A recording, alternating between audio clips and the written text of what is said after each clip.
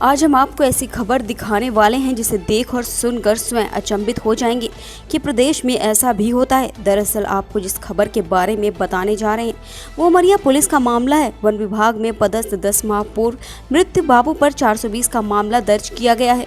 मृतक की विधवा को आज तक गुजरा भत्ता और पेंशन भी नहीं दिया गया है।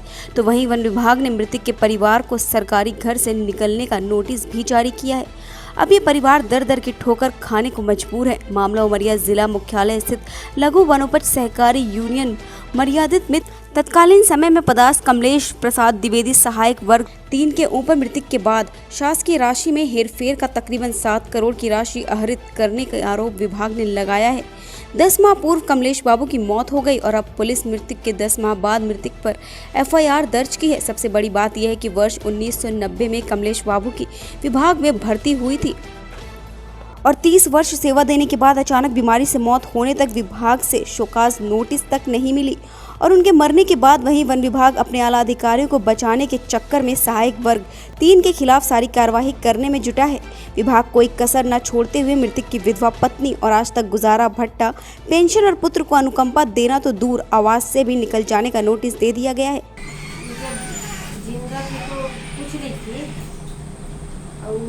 जब खत्म होगा तो बोल रहे कि गमन की है पैसों की।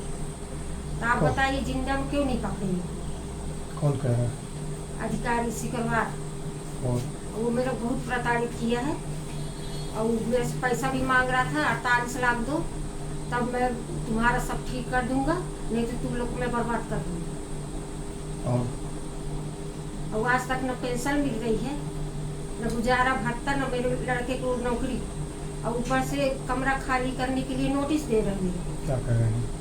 अब बताइए मैं कहाँ जाऊँ बरसात में? नोटिस में क्या दिए? नोटिस में ये दिए कि कमरा खाली करो 1 सप्ताह के अंदर, नहीं तो फिर किराया देना पड़ेगा। आप लोग अपना गुजारा कैसे कर रही हैं? गुजारा में इधर उधर से चला रही हूँ मांग मांग के। अब आप बताइए ना, 10 महीना हो रहा है, कुछ भी यहाँ से फॉरेस्ट कुछ नहीं मिला हमको। मैं अपने बच्चों को कैसे पालूं, कैसे पढ़ाऊं, क्या करूं? आप बताइए मुझे।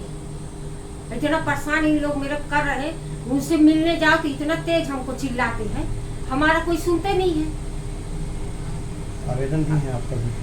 आवेदन हम शुरू से दे रहे हैं, लेकिन हमारा कोई सुनाई ही नहीं है। अधिकारियों का सुनते हैं। क्या करते हैं? हम जाते हैं तो इतना तेज से बोलेंगे, अब बोलेंगे जाइए, हम लौट आते हैं। अब बताइए बच्चों को पढ़ाई है, लिखाई है, मैं कैसे क्या करूं? अभी सुनने में आया है कमलेश द्विवेदी जी के ऊपर एफआईआर कराई गई है कि शासकीय राशि का गबन किए हैं।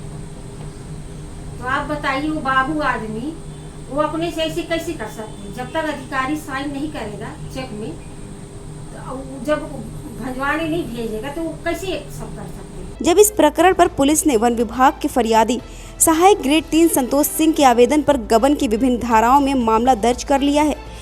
इस मामले में जब एसडीओपी उमरिया और पुलिस की पीआरओ भारती जाट से बात किया गया तो मृतक के ऊपर एफआईआर दर्ज की गई है, तो किससे पूछताछ की जाएगी और आहरण संवितरण अधिकारी के ऊपर मामला क्यों नहीं दर्ज किया गया है? तो उन्होंने बताया कि कमलेश द्विवेदी जी के ऊपर शासकीय राशि के गबन का मामला दर्ज कर लिया गया है और इसमें जाँच के बाद कौन कौन सामने आएगा ये जाँच का विषय है। वहीं बताया कि इनके द्वारा कार्यालयीन कार्य किए जाते थे, इसलिए इनके ऊपर प्रकरण दर्ज किया गया है।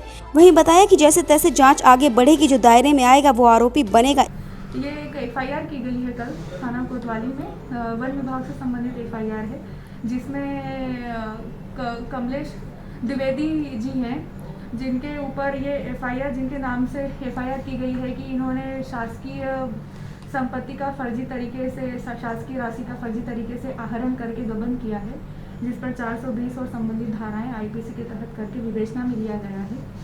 इसमें कितने आरोपी है, कितने हो सकते हैं, ये विवेचना का विषय है। जब विवेचना आगे बढ़ेगी तब ये खुलासा होगा कि किनकी संलिप्तता रही होगी। मगर सवाल यह है कि प्रथम दृष्टया मृत व्यक्ति के नाम एफआईआर हुई है, जबकि हमको लगता है कि पहली बार ऐसा हुआ किसी मृत व्यक्ति के नाम एफआईआर हुई है। चूँकि चेक और सारा जो लेन देन होता था पैसे का और लिखा पढ़ी होती थी, उसमें इनके द्वारा कार्यालयीन कार्य किया जाता था, इसीलिए प्रथम दृष्टया इनके नाम से शिकायत पत्र दिया गया है। जबकि एक बाबू को ड्राइंग डिस्पर्सिंग पावर नहीं होता, उसमें कहीं ना कहीं डीएफओ एसडीओ सब इन्वॉल्व होते हैं, तो क्या उनके ऊपर भी कार्रवाई होगी? जी, ये विवेचना का विषय है।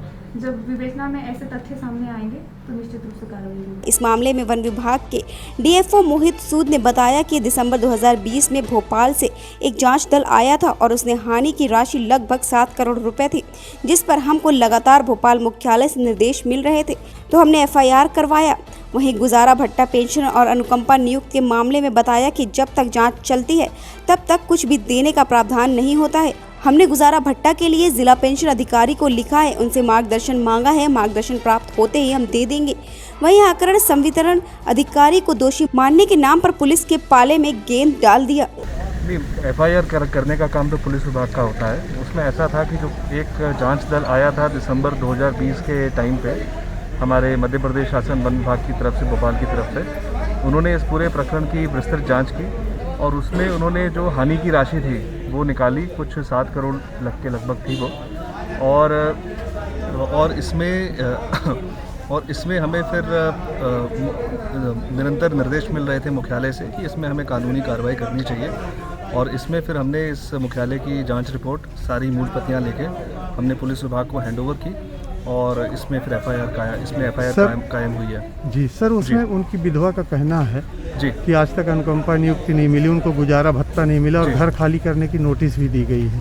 जी, उसमें जी ऐसा है कि ये शासन की पॉलिसी है कि जब भी कोई ऐसा प्रकरण कायम किया जाता है तब तक जब तक उस प्रकरण का निराकरण नहीं हो जाता तब तक जो उसके बाकी बेनिफिट्स जो उसके साथ अटैच होते हैं वो नहीं दिए जाते हैं। ऐसे हमें ऊपर से मुख्यालय से निर्देश मिले थे, उसी के तारतम्य में हमने ये कार्रवाई की है। जी, मगर गुजारा भत्ता की तो पात्र है सर, वो कुछ भी है।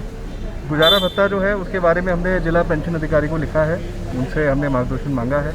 हमने अपने मुख्यालय से भी इस बारे में मार्गदर्शन मांगा, मार्गदर्शन प्राप्त होते ही हम उनको दे देंगे। मगर सर ऐसे में तो ड्राइंग डिस्पर्सिंग पावर जिनको था वो भी तो कहीं ना कहीं दोषी होंगे। किस बारे में? गबन के मामले में, जो आर्थिक गबन का मामला कमलेश, ये पुलिस की जांच में आ चुका है प्रकरण, पुलिस इसमें आगे जांच करेगी। जो भी होगा पुलिस को हम पूरा सहयोग करेंगे, हर तरह का अभिलेख उनको उपलब्ध कराएंगे। पुलिस में जांच करके फिर निकालेगी इसमें क्या आगे की कार्रवाई होगी। सरकार चाहे कि हमारी सारी चीजें अपने हाथ में रखकर भ्रष्टाचार को रोक ले, लेकिन इस मामले में जिन्होंने खुली आंखों से भ्रष्टाचार करते वक्त खुलेआम सरकारी पैसों की होली खेली है, उन पर आज तक कार्रवाई की आंच न आना कई सवालों को जन्म दे रहा है।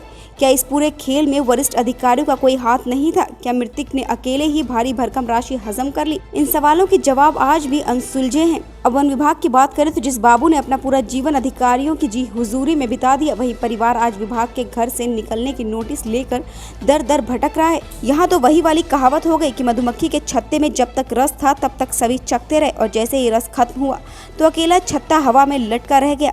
विंध्या किरण के लिए उमरिया से सुरेंद्र त्रिपाठी की रिपोर्ट।